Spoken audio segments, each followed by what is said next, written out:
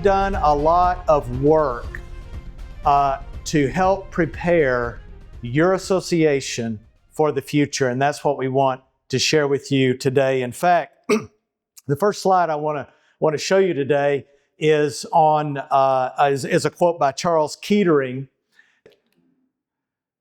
He says that my interest is in the future because I'm going to spend the rest of my life there. And is that not true? Edmund Burke, he said, you can never plan the future by the past.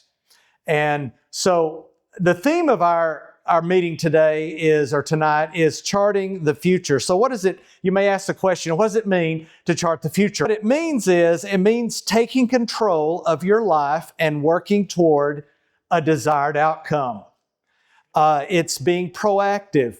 It's planning. It's trying to predict, to guide the course of events.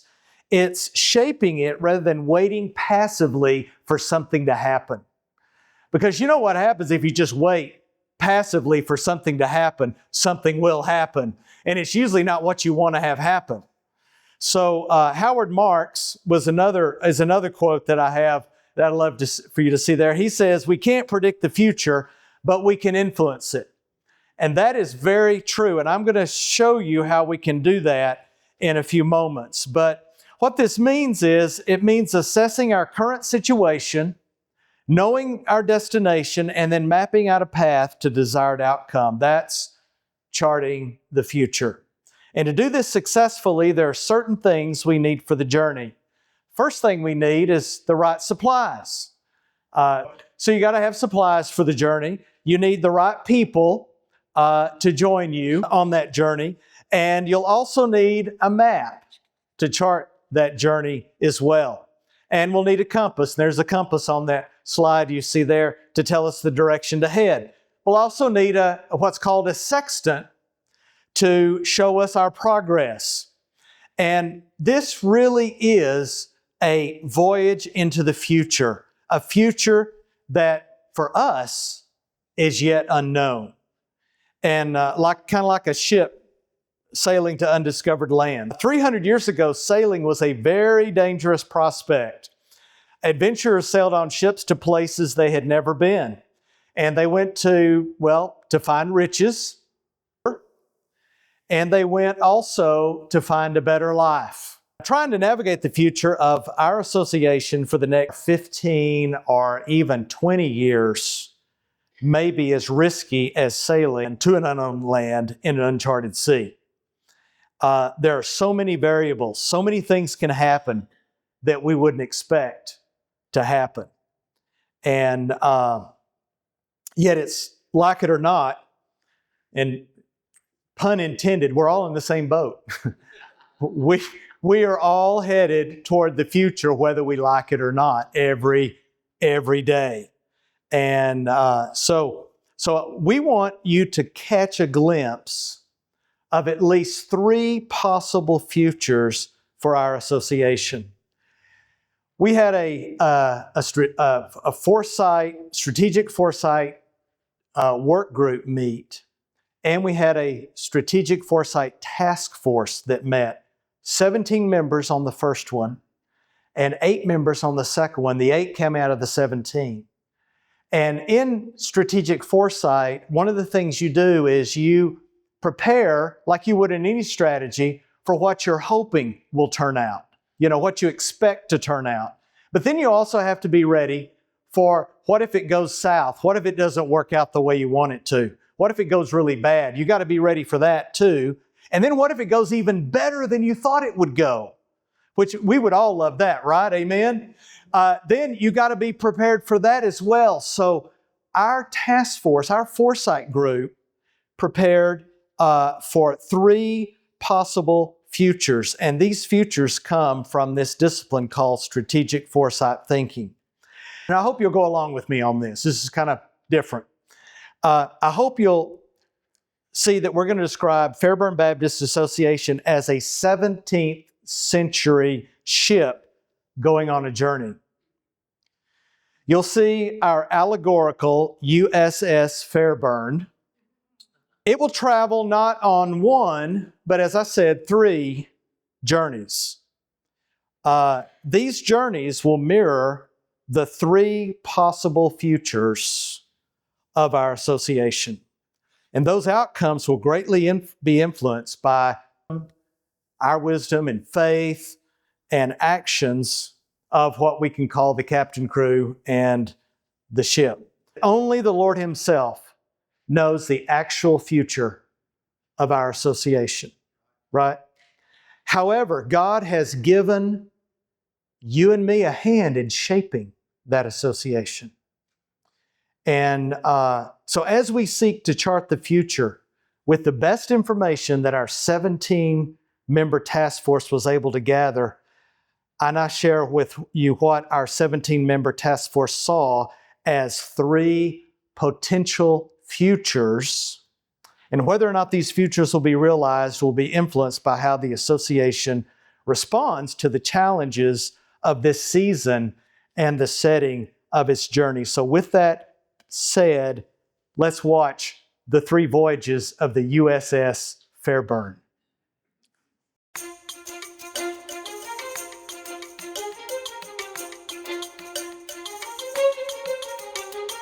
A long time ago in another land, the USS Fairburn was on a journey into the future. Actually, there are 3 possible outcomes to this voyage into the future. The outcomes depend on the choices of the captain, officers, crew, and their suppliers. The first voyage of the Fairburn is the Titanic journey, a possible future. The Fairburn Baptist Association began at the end of the Civil War in 1866. It has stayed between 34 to 40 churches throughout its long and enduring life. It survived World War I, the Great Depression, World War II, social unrest, political upheavals, the technological revolution, the economic tides that came and went, and more. In charting the future of this associational ship, the leaders believe that no matter what comes their way, they will weather the storm and not be lost at sea. After all, they have survived before. Why not now? And why not into the future? How bad could it get? We have survived so far in a sea of changes, yet there is a flaw in the navigational thinking of these leaders. Remember, we are charting the future, charting a course for a place we have never seen or been. This cannot be done by looking back. The information is outdated. The thinking is presumptive. Methods and ideas that were once useful, even just a few years ago, are no longer effective. The USS Fairburn has become lost in a strange new sea. It is now battered by unexpected storms, running short on supplies, and the plummeting morale of its crew. The assessment is that the ship has lost its way. It had taken for granted the ability of it continuing the same course despite the changes in weather and the needs of its crew. Now it is at the mercy of forces beyond its control. The USS Fairburn is out of resources, has lost its effectiveness, become irrelevant, and is sinking. The question may be asked, how long can it stay afloat?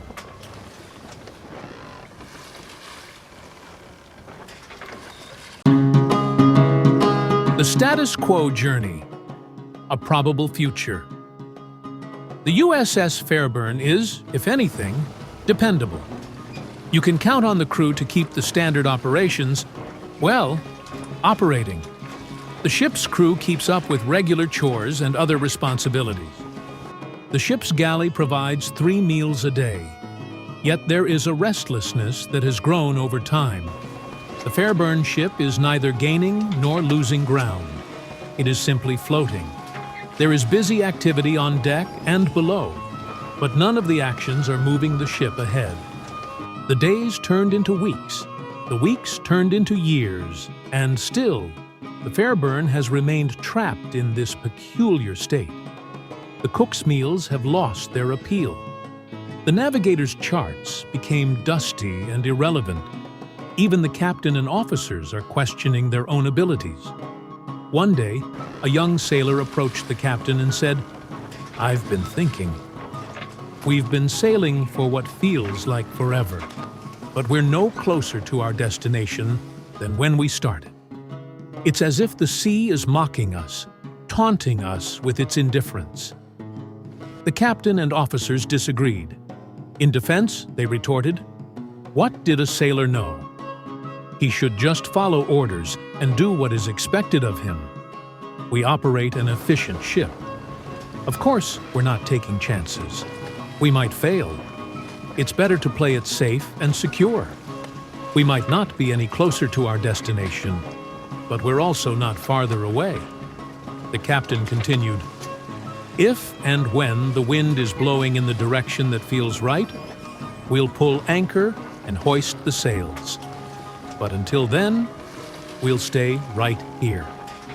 The question we might ask is, how long before the crew gets tired of this? How long before they will either abandon ship or mutiny? The Resilient Journey, a Preferable Future. The USS Fairburn was built with a sturdy hull and a crew of seasoned sailors. She is renowned for her ability to weather any storm. The captain is a veteran who has navigated many storms successfully in the past and is always keeping a keen eye at the helm for any sign of opportunity or challenge. He has a sixth sense for the sea, always predicting the weather with uncanny accuracy. Because the ship's crew are focused on the mission and not their own preferences. They took risks and sailed through the treacherous waters, facing a series of challenges. A sudden squall whipped up, its howling winds threatening to capsize the ship. But the captain calmly guided the ship through the tempest, her sails furled and her hull riding the waves like a cork. Days turned into weeks, and the Fairburn encountered even more perilous conditions. Their heading was not set for ease or safety, but for a greater purpose. Once a treacherous reef lay ahead, its jagged rocks a deadly threat to any ship that dared to venture too close. The captain, using his knowledge of the currents and the ship's depth, navigated the ship through the narrow passage, avoiding the hidden dangers by a hair's breadth. Then a storm of epic proportions struck.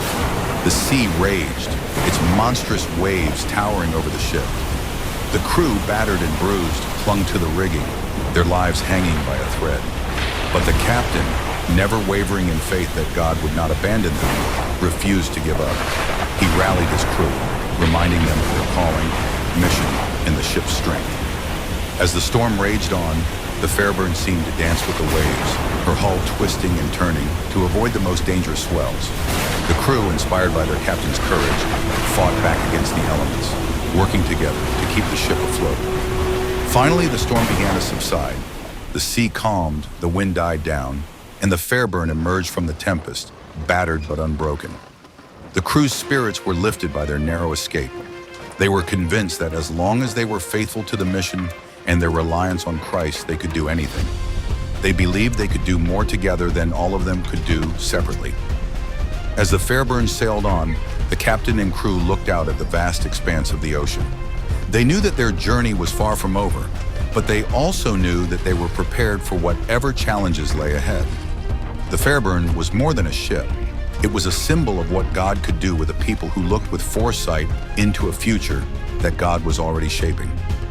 In time, they arrived at their destination harbor, full of joy and satisfaction. For them, the scripture was true. They rejoiced when the waves grew quiet. Then he guided them to the harbor they longed for. The question we might ask is, how did they feel when they entered that long-awaited harbor? How would you feel if you were them? Are we willing to pay the price to become like them?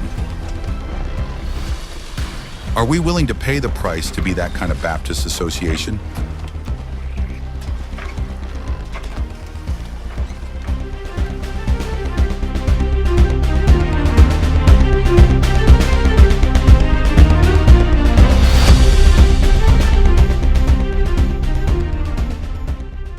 Think again about the three futures that you saw, and they were named. I know it was funny. I heard the chuckles, the Titanic journey. That always kind of sends chills up your spine, doesn't it? You know it's not going to turn out well when it says it's a Titanic journey, right? And why did the Titanic journey not turn out well? It's because they thought they were too big to sink. They thought that they were going to go fine just the way they were. And the second journey was what? The status quo journey. That says, just keep doing things the way we're doing them, we'll be okay. You know, how's that work out? Not usually too well over time. And then the last one was the resilient journey. And that's where you face obstacles and you hit them head on. In fact, sometimes you choose a course that is not easy because it is better than the easy course. The easy way is not always the best way. And so of these three potential futures that we mentioned, one will actually be likely be a reality for us as Fairburn as we maybe look back over the years. Again, Howard Marks said we can't predict the future, but we can influence it. And the three futures are labeled as the possible future. That's the Titanic journey. The probable future, that's the status quo. And the preferable future, that's the resilient journey. And I want us to look at those just a moment more in depth and more directly related to what the Foresight Work Group and Task Force discovered in all their study. So let's look at the possible future first. If we can go to that next slide. The possible future, it's shaped as a cone. And you'll see it there at the top, possible future.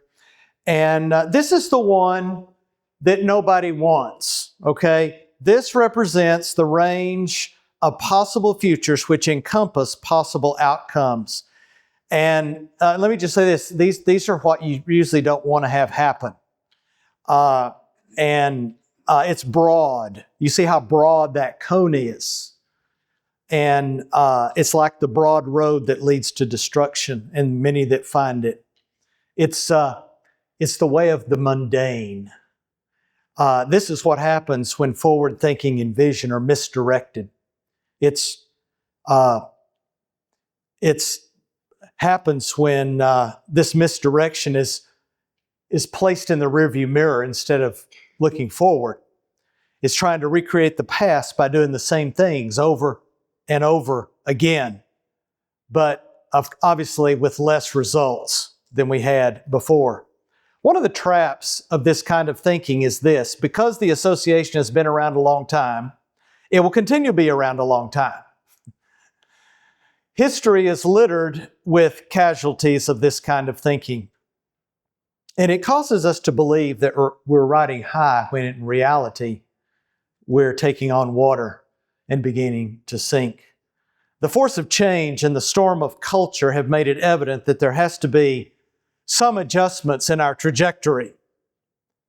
We need different ministries that will address the needs of people today while staying faithful to the historic mission and message of the gospel of Christ. And you know what? That ain't easy, is it? That's why it's so hard. That's why ministry can be so difficult today, is trying to stay faithful yet try to stay relevant. And this is the essence of the possible future. Things may go bad in so many directions. Because of this, many become paralyzed and do not alter course, but keep going down the same path, getting ever closer and closer to their demise. To sum it up, and this is what's on the slide, this possible future is characterized by decline and fragmentation.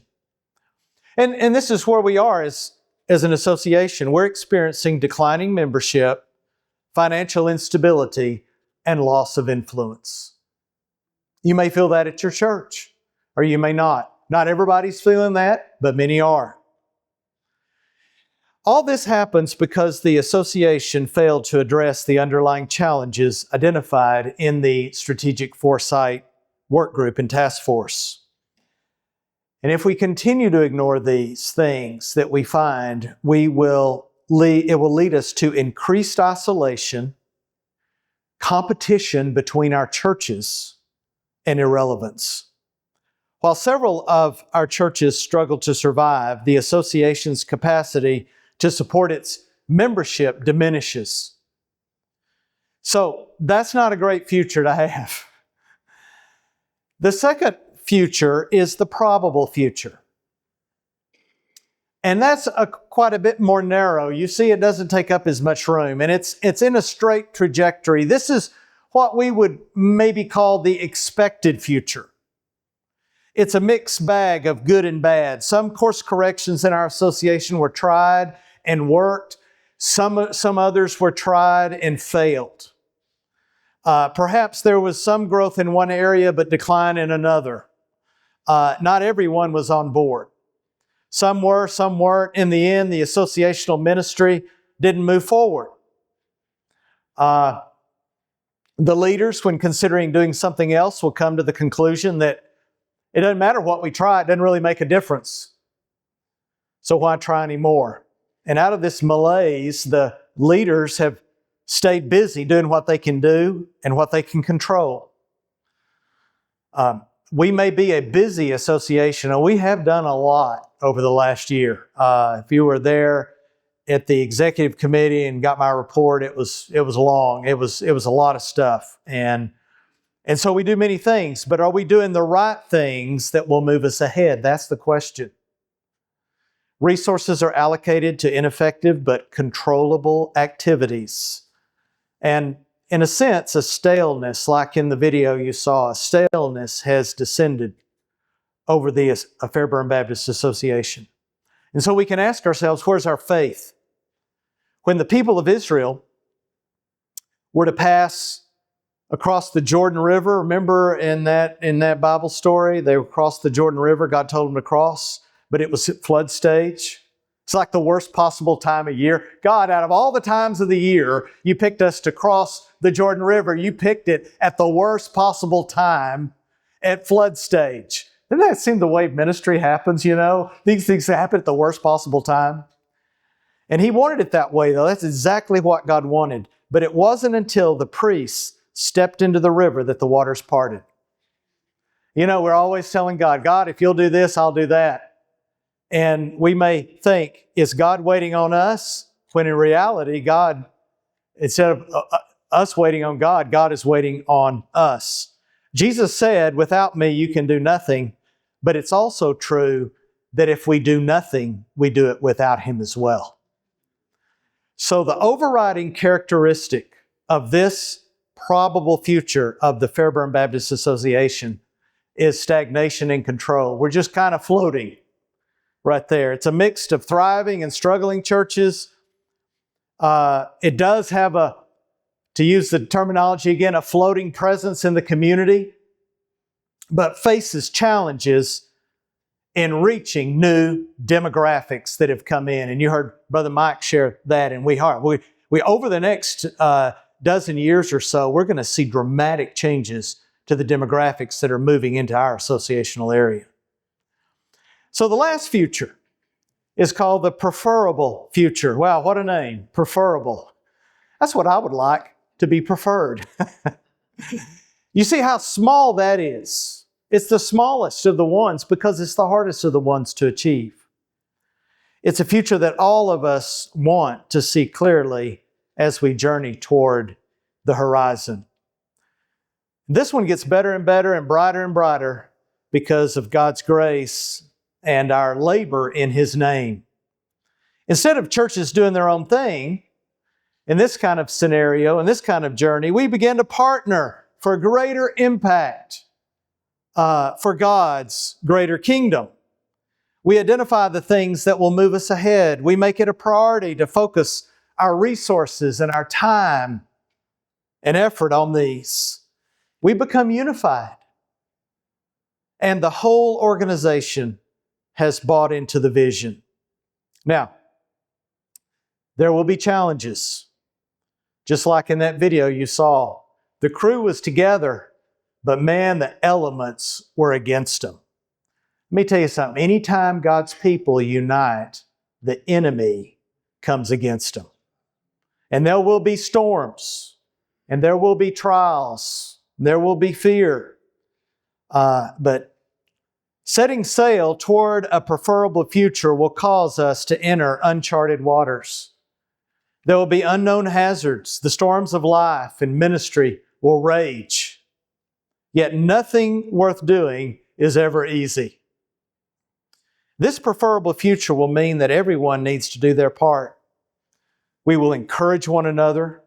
We'll work together for a greater purpose than our own. it is true, we'll not enter Jesus' restful harbor without challenges and trials. Changes for progress will be hard fought and won. Personal sacrifices will be made. This preferable future brings about a thriving, mission-focused Baptist association. It demonstrates a vibrant, interconnected network of churches effectively addressing community needs and demonstrating a strong Christian witness. And it is characterized by, as you see, relevance and interconnection. Now, through the following 8 priorities, the association becomes a catalyst for transformation. And this is what the recommendation is. So in case you're wondering, well, what are those 8 things? Well, you saw them listed there in the book, but the description of them was not really given. And so I want to do that here in just a moment. But the idea of these 8 priorities will help us to foster collaboration, share resources among each other, and share leadership among each other as well. Churches adopt a missional focus, engaging in their communities and demonstrating the love of Christ. And the association will leverage technology to enhance communication and ministry effectiveness. So what we're not doing is, and this is the next slide, is we're not predicting, but influencing the future. So in order to provide structure and momentum for this preferable future, the Foresight Task Force, the Administrative Committee, and the Executive Committee recommend the following. They recommend that we form 8 small but active teams with individuals from the association who have a competency in those areas and a passion in those areas to work with the associational missionary to meet frequently during the year and to make plans to implement some of these activities from the team. So let's look at some of the makeup of the team. And if you want to know more about the teams while we start looking at some of these, I have an icon for each one of these on here, but you can look on page 21 of your booklet and see those there, the 8 priorities. The first one is communication. This is communication between the association and churches. In fact, this is the thing that the task force said was number 1 on their list, is better communication between the churches, each other, and between the association and the churches. Now, we all know that communication is a two-way street, right? So there has to be a partnership in this in order to enhance communication between the 2 entities and between the churches. A second is pastor and wife wellness. Listen, the demanding nature of pastoral ministry puts a strain on a pastor's family. Then the changes in society and the pressures that are put on ministry families can be staggering and be overwhelming even. And so with high expectations from our congregants and spiritual leadership, the weight of spiritual leadership can lead to burnout and stress, and among other things. They said, you know what we need to deal with? We need to have a team that's going to help support the work of the pastor and his wife. A third is the technology team to equip churches in the association. By offering as an equipping ministry the use of technology for our churches, the association has the opportunity to enhance a church's ability to reach and engage with today's audience. As some have said, and I think have said rightly, if you're not online, you're invisible. And that is true. But if you're going to go online, you have to go online well. Fourth is church strengthening. Church strengthening assessment. Assessing church health identifies areas of strength and weakness within member congregations. And by helping churches figure out where are they on the spectrum of health, where are they strong, where are they weak, what needs to be addressed, what's an area that can be worked on, we can help churches know and not only discover, but to take the next steps in strengthening the areas they need in order to not only take care of their own people, but reach new people in the community. Fifth is missional data for churches. Missional data has two parts. The first part is demographic, psychographic, situational population data. That's the first part, kind of the lay of the land, where things are changing, where they're not. The second part is data that will bring awareness of other ministries in our association that churches can partner with and leverage from. And so when you have access to all these different kinds of missional data, you can make your plans more effectively and see how things are changing and how to reach people with. So that's the fifth area. The sixth area was lay pastor training. I don't know about your church, but just about every church I served, I was always looking for new leaders. I needed new leaders. Well, what if we start actively cooperating with our churches, the association does, and makes it a priority to help grow your leaders in your church to be leaders, to grow your men to be lay-led pastors. So that's the vision behind that. And number 7 is rebrand the association. Rebrand does not mean just make up a new logo. A rebrand can help revitalize the association's internal and external perception. A name change can also better align with the association's recommended new focus. And this will entail developing not only a new name, but a new mission and a new vision statement that will clearly communicate its purpose and values for today and tomorrow in a fresh new way. And last is church multiplication, or church planting, as some people say. I want to say this, and I mean this with all my heart. Our churches of our association believe in mission. I know they do. I see them do mission. I see them give to mission. Some of you tonight here came and gave to missions tonight. And many are involved in mission work with ministry organizations that focus on different human needs in order to share the gospel, such as hunger and crisis pregnancy and first responders and mental health and ministry in our schools and disaster relief. And all those things are all important, and we need more resources to operate them. Yet, an area of mission endeavor that has been neglected in our geographic area for several years is the intentional starting of new congregations. And I'm not talking about congregations that are going to compete with the existing congregations. We're talking about congregations that are going to be reaching people that none of the other churches are reaching. But there are challenges to this and strategies. Let me just list a few challenges so you won't think, well, Jimmy's got good intentions, but poor guy, he just doesn't realize how hard this is going to be. He doesn't know what us people is like here in Georgia. Oh, yes, I do. And I know what I'm like. So we are going to have challenges because, you know, the older I get, change is just harder. Oh, my goodness, it's so hard. And so here's some of the challenges that we have to deal with. The first is loss of trust.